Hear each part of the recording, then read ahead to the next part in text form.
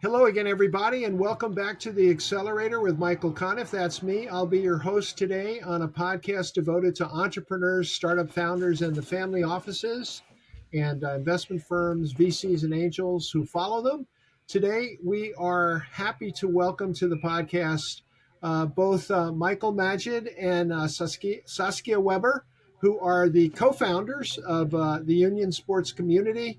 And welcome to you both. Great to have you here. Oh, it's great to be here. Yeah, I'm excited about this, Michael. I mean, usually for the most times, I'm the one doing all these intros because we have a goalkeeper podcast called Inside the 18. And it's nice for somebody else to have to do all the heavy lifting. And I can just sit here and just wait for somebody to say something. It's amazing. I don't know if you know what to do with yourself right now, Mike. Yeah, well, I don't know if either of you did radio, and Saskia is a famous color commentator on the women's soccer league. What's the official title of the soccer league? NWSL. So I do, yeah. So I'm an analyst. And where I'm are an you analyst for CBS team? and Paramount. I'm on all of them. So I'm analyst for CBS Sports, Paramount Plus. So I do all the teams. I also do Bally Sports West just for Angel City. Oh, that's great. And I want to point out, and just to set this up, so the Union is a sports fan community that is aimed initially, though not permanently, at goalkeepers, particularly really soccer goalkeepers, right? This podcast, I am very proud to say to be in this company because this is a podcast of three goalkeepers. Now, you have a goalkeeping podcast. That's no big deal for you, but for me, that's a pretty big deal. Now, Michael, why don't we start with you? Tell us your background as a goalkeeper and as a coach, because you both have very distinguished backgrounds. Oh man, well, you know what? It's always fascinating when someone says something like you have such a distinguished background when you're sitting here with a World Cup winner and a gold medalist. And you go like, "Hey, I don't know, but were they man of the match in a men's 7-a-side league last week?" You just stepped on my line. I was going to then, and now we have, but yeah, go ahead. I mean, look, Michael, first off, I think it is exciting, obviously, having the entire goalkeeper union here, showcasing the fact that us goalkeepers do other things outside of keep the ball out of the net, which is start companies, because who better to start a company than the people that basically have to organize the other team to do everything for them. That's what we do. We just tell them to move left, move right, push up, push back, and then every once in a while a ball comes through to us. My background comes in a lot of different ways. My goalkeeping background came because I wanted to play college basketball, and I got to the outstanding height of 5'8.25" my senior in high school. And the only offers for me to play college basketball was to possibly walk on a Division III school, which is still pretty incredible at my height. But despite the fact that I was 5'8.25", people in goalkeeping were like, "Hey, you know what? The average height of a goalkeeper is 6'2" as opposed to 6'7". Maybe you can do this instead, and even this will be challenging for you." So I chose to try to play college soccer. Reasonably successful at that. Then attempted to play professionally, not at the level of Saskia. But what I did is I spent a lot of time cheering on benches of minor league soccer teams in the United States, which basically meant that my family would come to the game, they would watch the warm-ups, and then they would leave once the national anthem would play. Because, you don't need to sit there and watch me for 2 hours clap on a bench. But you've done a lot of coaching, right? I have. I've done coaching for 20 years. I've been involved in that.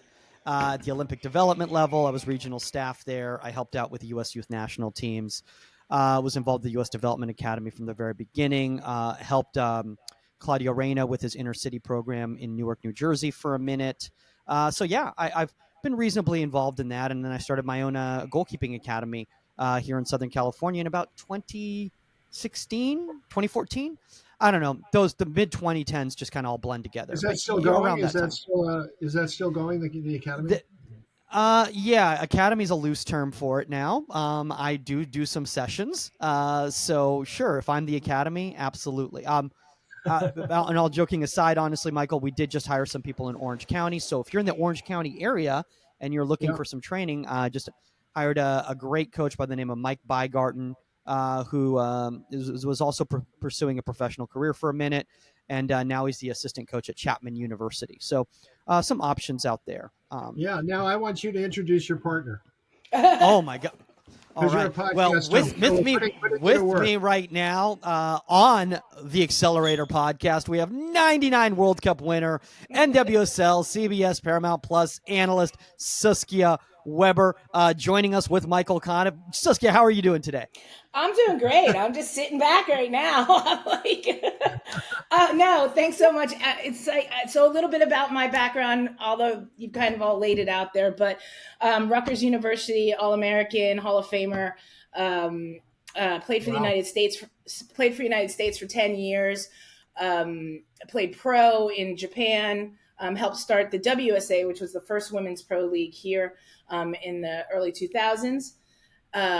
With my U.S. national team, Olympic gold medalist, and then I was on the iconic 1999 team that won the World Cup here in the Rose Bowl. So, went on to coach a little bit like Mike. I was just out here in Southern California. I was just doing privates and stuff, and then it's just like me to go from little thing to the biggest. So then I went on to coach UCLA. Their goalkeepers for 2 years.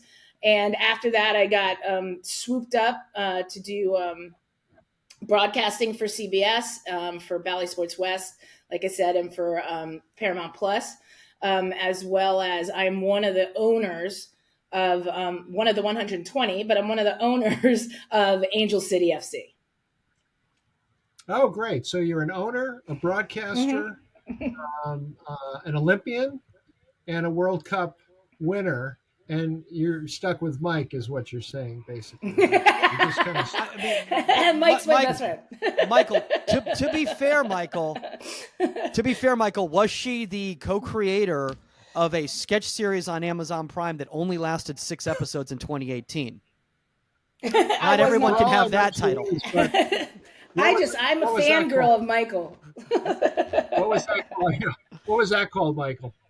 It's called Highland Parking, and it's still available on Amazon Prime. This is like a commercial for Michael. If you go deep into the search, guys, all you have to do is just go to michaelmagidcomedy.com. Oh my God! Or at Michael Magid on all social medias. You can find all my content that has nothing to do with soccer. In the interest of plugging comedians, by far my biggest claim to fame is I have a brother who's a comedian, pretty well known. Frank Conniff was a big part of Mystery Science Theater 3000, which was a cult. Oh my God, I love that show. Yeah. He's an actor. He's on almost every episode. He wrote a lot of the jokes. He picked a lot of the movies, and a lot of the sensibility is his. And he's still kind of doing that. Was he the guy sitting there? He is Frank with white hair. He's called TV's Frank, and he played a mad scientist at the beginning of each episode. I love it. That's my little brother Frank, who's 70,000 followers on Twitter. So, and he's Michael. Are you originally from Minnesota? Are you originally from Minnesota?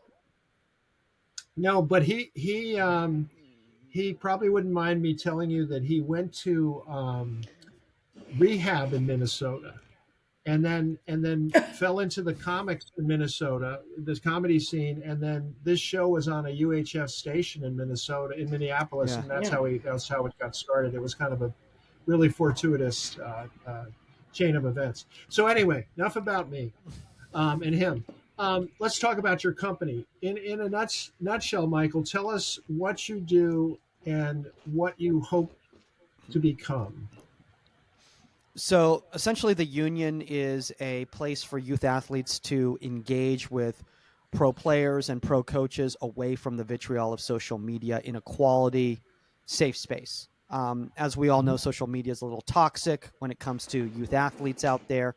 And we were also noticing that a lot of the conversations and engagement that was taking place on social media with quote unquote professionals wasn't actually very productive. A lot of it was either talking down to athletes in like webinar, Instagram live type scenarios, or, it was a lot of trolling by other members of the so-and-so community. So we thought there had to be a better way. So we started this. We've got breakdown sessions with top athletes, original content from top players and coaches, and an engagement forum, which is free for anybody to come on board and share their content and get constructive criticism, as Saskia always likes to say. And then, so there's what is your website address? It's theunionsports.com. Theunionsports.com, and you have an app as well? We do. We're available on Apple and Google Play stores. Basically, anywhere that you can get any sort of application, you can get it. And I'm pretty sure that Apple and Google rule the world, both of them together. So I'm pretty sure you have one of those devices, I'm assuming. But no, honestly. Yeah, go ahead. I was going to say, Saskia, and what do you hope this will become, this company? We started this off because there's something missing out there for niche positions in sports. And, the thought process at first when we were putting it together, based off goalkeepers was, if you know goalkeeping or soccer out there, it's goalkeepers are known as the goalkeeper union. But we didn't want to go small, and we wanted to go big. We said, there's a place for this for all positions in all sports. So football quarterbacks, baseball pitchers, kickers, hockey goalkeepers.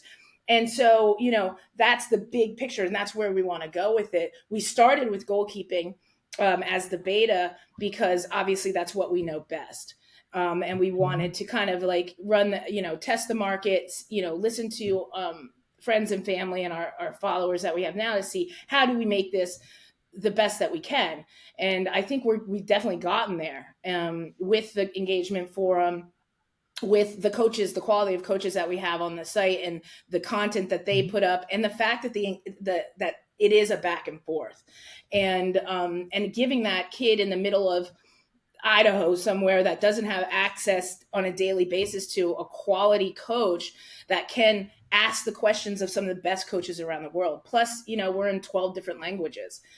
So it's, the sky's the limit, in my opinion. I mean, Michael, one of the Yeah, go ahead, Michael. Go ahead, Michael. I was just going to say, in regards to what Saskia was saying right there, in regards to, quality, engagement, despite, resources, there's a big, especially in the United States, there's a big gap between those that have the resources to have, $150, $200 an hour private sessions, and those that, are lucky to get a high school coach in the area to work with them. And we really wanted to break that. I've been just looking on the engagement forum, and we just recently had people sign up in Ethiopia and Belarus and all these other places where, I don't want to just assume. Chances are Saskia can't probably do a private session in Belarus or Ethiopia anytime soon, but they can get access to her on the Union platform. Yeah, and I wanted to drill down into that a little bit, Saskia, and it has to do with, I'm thinking of your career. So you're an All-American at Rutgers, and did you have a goalkeeping coach in college? Did you have? I did, which was very rare. And that was my question. Is like, it made rare? A big. Yeah.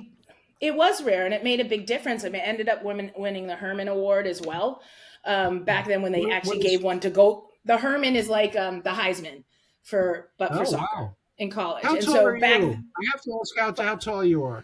I'm 5'9". Of course, on my national team thing, it says 5'10", but it's not true.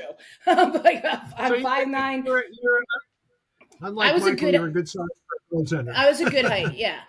And so I had a goalkeeper coach, and actually who still to this day is one of my dear friends, Paul Blodgett, but also Tim Mulqueen, and they've gone on to be huge goalkeeper coaches. I used to train with them and the men's goalkeepers at Rutgers, and so that really melded my career. Without them, I don't think I'd be where I was. I don't think I'd have the career, and having that one-on-one and having that direct coaching made a world of difference for the position and for me.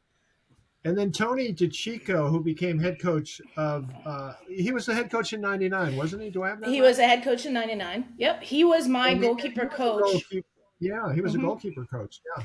He was my goalkeeper coach. Tony DeCicco. Yeah. Yes, he was my goalkeeper coach for my entire national team career. So when I first came onto the national team in '92, he was the goalkeeper coach for the national team, and then he took over the reins as the head coach, and still was our goalkeeper coach until I retired from international play. And So I it have to was ask you what a because privilege.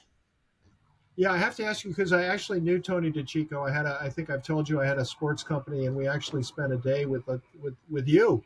I didn't know you then, but with the team. Yeah. Um, what did Tony teach you? What was Oh the my gosh. lasting lesson? Not. I mean, sort of not about life, but really about goalkeeping. What did he teach you about goalkeeping? So many of the techniques that I use in my coaching and even in my analysis are from Tony and from Paul and from Tim. I think that I'm a really technical analyst, and I see things and I blow Mike's mind away. I think, and that's how Tony taught me. And it was really breaking down my movements, breaking down my positioning, as well as looking at not just it in like a just goalkeeping thing, but really how to organize the entire team, how to watch and prevent breakdowns before they even happen. I mean, we could talk about this for like 2 hours. Like Yeah, where to position, I call them the chess pieces that are in front of you, so that if there's a ball that's turned over, those chess pieces are already in place, and we win the ball back easily. So the key yeah, thing here is the best save I could make was no save at all, and that was right. that was a philosophy that I was instilled in me with Tony. And you said maybe not about life, but it was about life, because he was a very big advocate of that. I had to be the best I could be. I had to be solid in all my other aspects in life, and so that was Uh-huh. my Sure. personal. And that was when I wasn't at practice. Like, was I taking time to go do other things, other sports, and everything? And so I've taken that He looked, through my entire career. he looked after you. Michael, how many goal? I was kind of amazed at this. Tell us how many goalkeepers there are in the world, There are 26 million goalkeepers in the world, which and is how many in the insane if you U.S. think about it. Yeah, how many in That the I don't U.S. know. I got a D in math my junior in high school, so But not exactly but it just sure. goes to show you because we're in a global economy, Ethiopia, Belarus, Orange County. Because of that, there are big numbers in almost anything you do these days. So, where do you stand in terms of traction with your company? Where are you now in terms of users and kind of where are you in the various seed stages and pre-seed stages? Well, first off, Michael, I think one of the things that a lot of people need to understand about niche communities is that they are massive. And if you can get a large enough percentage of that TAM, that total addressable market of that niche community, you've got a really healthy business. For instance, goalkeeping worldwide in 2023 is supposed to bring in 2.7 billion in revenue. That's 2.7 billion in revenue for a And would that be position that most equipment, or how do you quantify that? Where how do you measure that? equipment, camps, clinics, coaching, all those sorts of activities that they'd all Okay. kind of get encompassed right there. Um, so in regards to like where we are right now, we're in a test market phase. We're on a 90-day roadmap to launch. We're publicly launching at the end of July at the world's biggest soccer goalkeeper camp called Camp Shutout, where we're actually building a sub community for Camp Shutout that's geo fenced just for the event. So the people who are at the event are going to have a special app within an app just for them right there. We have about 2,000 members in the community right now. And again, this is just the test market, friends and family. And it's been very positive so far, very positive so far. With our podcast, with our social media presence, we have about a reach of 300,000 people through all Okay, those so I want different. to And just stop you there because I think this is a little bit unusual, and maybe it won't be moving forward. But so you've got a bit of a pilot, an early group going on your platform, but you're actually quite robust on existing channels. So let's go through them. What do you have on YouTube, and what do you try to accomplish? So the YouTube channels that we are streamed on, the total would probably be about 110,000 subscribers or so on the YouTube channels that we're partnered with. Mhm. On an And what's Instagram that called so with the people combination. can find that? So I'm we're sorry. streamed What is live. We're streamed live in a partnership with a very big YouTube channel called Pro GK Academy. that? Okay. So that's Pro where people can Goalkeeping find it. Academy. Yeah. Pro GK Yeah. Academy, yes. We also Yeah. have our own channel where a lot of the shows are librated and archived called Inside the 18 as well too. Again, with the Instagram, we have the Union Goalkeeping, which has about 37,000 subscribers on it, and then Pro GK Academy, which we're partnered with as well, has about 154,000, and then the little podcast channel has about 3,500. So That's pretty good. That's yeah, that's not too impressive. bad. And so what happens in the next 12 months, Saskia? What's the path that you see? What's the roadmap? Well, with the rollout in July, and it's getting, the word out there to such a large group of people through the camp and everything, but also just, proving the platform in a public space. Trying to transfer the people that are, on the Instagrams and everything to kind of migrate over to the union and realizing it's worth there. And then within the next year, once this is like its own kind of ship and it's working well, is to then launch our next niche community. Yeah, And that Michael, would one of the be things that we want. Michael, who's the next niche?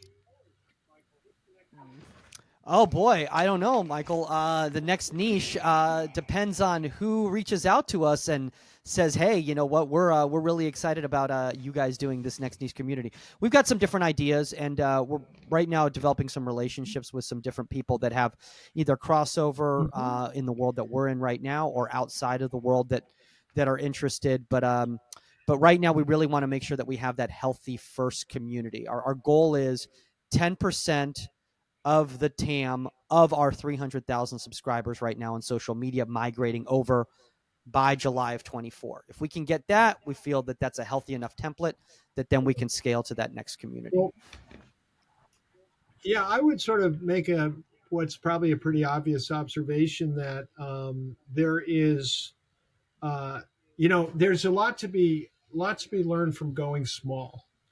Um, I see companies every day who want to go big right at the beginning, like all female athletes, as an example, right? And it's just a very hard thing to pull off. Whereas I think what you're doing makes a lot of sense. And to extrapolate, if I could, and if I might, it seems like if you start with goalkeeping, well, of course there are other goalies in other sports, so that's sort of an obvious one. But it seems like I'll call them specialty positions, right? Mm-hmm. Pitching, and of course lacrosse goalies. Let's not forget them. But pitching, kicking in football, anything that is kind of a specialty kind of skill. I say that as someone who can actually snap a football and hold a and place. I was a placeholder in high school, but I knew how to snap the football because I had been a ball boy for the New York Jets, and I learned it way back when. But it seems like these are things that the wave you're riding is that parents seem willing to spend just about anything on their kids in sports. Is that what you're hoping to make pay off? Yes and no. Are willing to spend anything on their kids, and spending intelligently on their kids is a Yeah. very different story. There's a lot of people out Yeah. there who are overspending for not the quality that they should be getting. And we want to make this platform cost effective for everybody, so that if you're in the 1%, there's all these opportunities for you on the platform. But if you're not in the 1%, there's also opportunities for you to get the best bang for your buck, so and so. So we're going to have a freemium model where everybody can join the forum. It doesn't matter whether you have access to $5 a month or not. Everyone can join that forum and start engaging. We'll have a la carte offerings if you can't pay for a premium subscription, a monthly subscription. Mhm. We'll also have that monthly subscription where you get things such as access to top coaches for these breakdown sessions, original content. Michael, one of the great things is I've already been having conversations with a lot of top athletes and coaches, and they are willing to migrate their communities over to be exclusive just on the union as opposed to on social media, because they're not getting seen on social media. They're not being seen by the right people, and they're also not being fairly compensated for their work on social media. Meanwhile, people who don't provide quality are, and it's very upsetting. It's very upsetting, and we want to flip that script. Yeah, I think to go back really quick for a second is that the change that we've seen in sports across the board is that, you know, you're playing, like, gone are the days where you're playing. I played soccer, I played lacrosse, I played this. Now you see kids that are committed to playing, let's say it's soccer or football, all year round. And so now what you're getting with that is now there is more of a focus on, you're going to be a goalkeeper from the start. And this is like your road. It's not like, you know, you're playing all over the field and, okay, I'll throw you in goal. I mean, maybe when you're young and stuff. And so now we're seeing that market open up for, I don't want just a soccer coach. I need a specific coach for this position that my child is playing. Whether that's a quarterback and, like I said, a pitching coach. You're not just all encompassing, I have a baseball coach. I have a specific pitching coach, a hitting coach. And so that is where that market and that niche market is really exploding. And nobody else is doing this, to be honest with you. And I think we're kind of on the front foot and the forefront of this.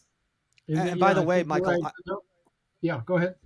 I just wanted to say, you know, that I think that for any parents that are listening out there, I think there's a big difference between education, coaching, and training. I think there are parents that are overpaying in training for the same thing over and over again. I can't tell you how many parents reach out to me for lessons, quote unquote, for their young goalkeepers.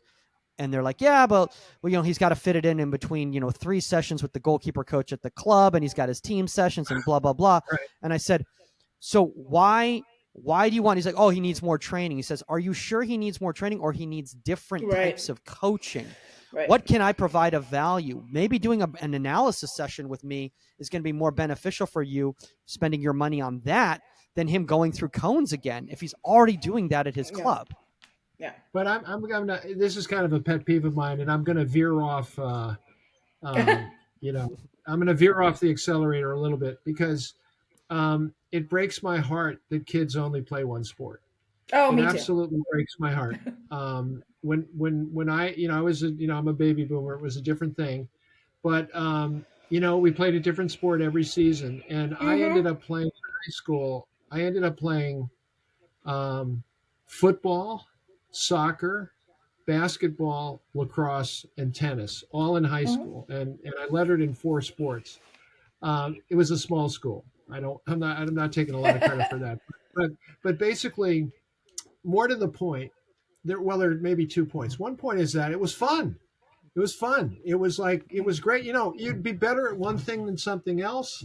You know, you might have been. I love basketball. I wasn't as good at it as other things, but and by the way, I played goalkeeper and center back in high school, right? So it's like, I was center forward and a goalkeeper. Yeah, there you go. So I think there's something really lost. The other practical matter, which I'd love you both to comment on in the few minutes we have left. The other practical matter is, you learn so much from other sports about how to play the next sport. You know, you'll hear anytime anyone talks about the basketball player Hakeem Olajuwon, they'll say, "Oh, well, you know, he has great footwork because he was a soccer player." You know, you hear that over and over, and there's a lot of truth to that. You know, you can take something from one sport into another, but I want to give you both the last word on why goalkeepers are special and what they have in common, having sort of railed against specialization for a minute. What is it about goalkeeper? What do we have in common, we goalkeepers? I think, well, the one thing that the notion goalkeepers are crazy is hilarious to me and stuff like that, because honestly, like, if you want me to get really serious on you right now, it takes such a strong character and a strong individual to play a position like goalkeeper. You're an individual on a team sport. 75% to 90% of the time you're the GOAT, or there's nobody behind you to save the ball. So you're the last line of defense. And to deal with that emotionally as a child, teenager, and even as a pro, that's a lot. And it takes a strong character to be able to do that and come back and keep doing it day in and day out. Yeah. And, so it's not that we're crazy, maybe very thoughtful and everything, but you're also automatically a leader and a captain on the field, whether you wear the armband or not. Yeah. And you learn Yeah. so many life skills from it to organize, to be a team player, to forge relationships. And that's incredible. And that's a lot of niche positions are that. When you look at a quarterback in football, you look at a pitcher in baseball, it takes a different type of person to be able to handle that pressure. Yeah. Well, that was well said. What do you think, Michael? I think we're insane. No, totally kidding. I mean, No argument. I think the thing in regards to why they say that goalkeepers are crazy is because a lot of goalkeepers think differently. Founders think differently. Anybody who's an entrepreneur who thinks about starting a company or taking an existing product and adjusting the narrative on it, is considered crazy. There's a lot of people out there who started projects that people said, like, I don't know, Uber, who said this is insane. Why would people want to get in the car with some stranger they didn't even know or anything like that? Yeah. Despite the fact that they did that with a taxi all the time. So, I think what makes a goalkeeper special is a lot of things about us is that we're people that are individuals that are willing to take risks that a lot of other people are not willing to do. The majority of young goalkeepers that step in there is because nobody else on the team wants to do that. Yet, for some reason, I'm wired in which I want that responsibility. Mm-hmm. Yep. It's risk, and it is bizarre, just like founders. Most people you talk to are not going to understand what you're going through. Most people on your team are not going to understand what you're going through, and you have to be comfortable with that. You are a natural born host. You just brought me right around to the to a nice wrapping. You put a nice bow on this podcast. I want to remind our audience you've been listening to the Accelerator with Michael Conniff for startups, founders, entrepreneurs, and the family offices, VCs, angels, and investment firms that. Some would say prey on them. I would never say that. Help them. That's what they do. They help them. And want to remind you, you can go to my website, Michael Conniff at michaelconniff.com. We're about to start a Substack, so keep your eye on that one. We have a companion podcast called The Angel. So now we're The Angel and The Accelerator. And we're on all the major platforms, including Spotify and YouTube for audio and video, but we're on Apple, Amazon, Audible, and about 8 others.